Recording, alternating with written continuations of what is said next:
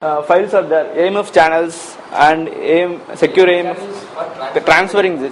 When you are transferring to this JMF is converting that message, AMF message, ActionScript message to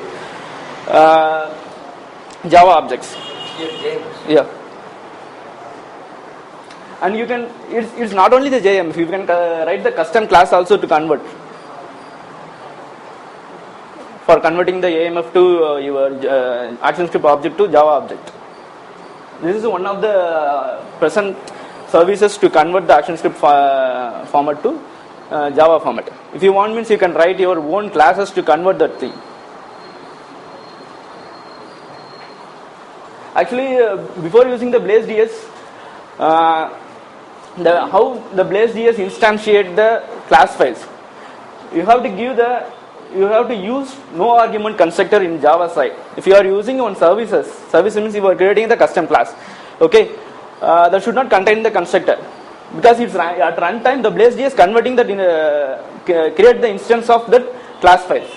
So you don't want to give the argument in the constructor. Okay. This is just screenshots. I think screenshot is clear for everyone. Okay, here you all know, just give the project name and select the web application. Select the web applications and you have to select the J2W in combo box and next. Here you have to select the installed Apache Tomcat server, whatever server you are using that thing. And this context root is your name, which folder name you are going to use. For example, Blaze.ds sample means you are using this Blaze.ds sample and it automatically generates the web content of that. And this is the browse that Blaze.ds bar file. I think it's not clear for you always, I think so. Screenshot. This is just a Blaze.ds war file. If you are downloading that Blaze.ds from Adobe Source and you can place it anywhere and you have to select that Blaze.ds war file here, then only it will create that flex and other folder structure I will show. It will create that folder structure. Just give the next. You are using data services, right? Lifecycle data services. No, it's Blaze.ds. Lifecycle data services is different. In that the checkbox is enabled, right? Yeah, lifecycle data services. You have to enable that thing for communication services. No, if I am not using that one, what can I use? What one? See, that's why I am going to use only the Blaze.ds, not the. Actually, lifecycle data service is nothing but just for communication purpose. You have to Without that also I can use, right? Blaze.ds. Yeah. That's what I'm using. Yeah, you can use. Here you have to give the server path, localhost 818 and like that. You have to give. It will create this folder structure here. In that meta.inf it will create in web.inf it will create the flex part. This is the 4 XML files. It will automatically generate these XML files and lib file. It contains set of jar files for services. It's all services to communicate the remote objects.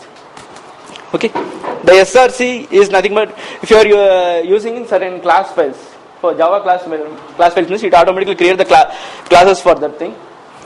This web.xml is using for which index file you have to run. When you are running, which index file need to run. Okay. Next.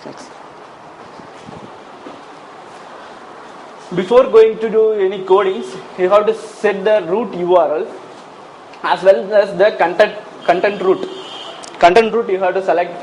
Before that, it's here web content will be there. You have to edit that your folder name, Blaze.ds like that. Okay.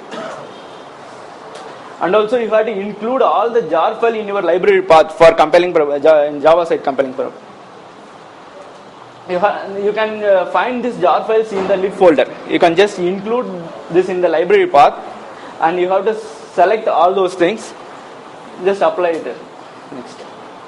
And then you can create the Java file. It's just an example file. It's returning a string. Just a string. Next. Remote config. This is the main part to communicate with the Java. Okay. Here you have to give the class files you created, the service you created. Before that you created the Java files, and you have to give the package name with that class file.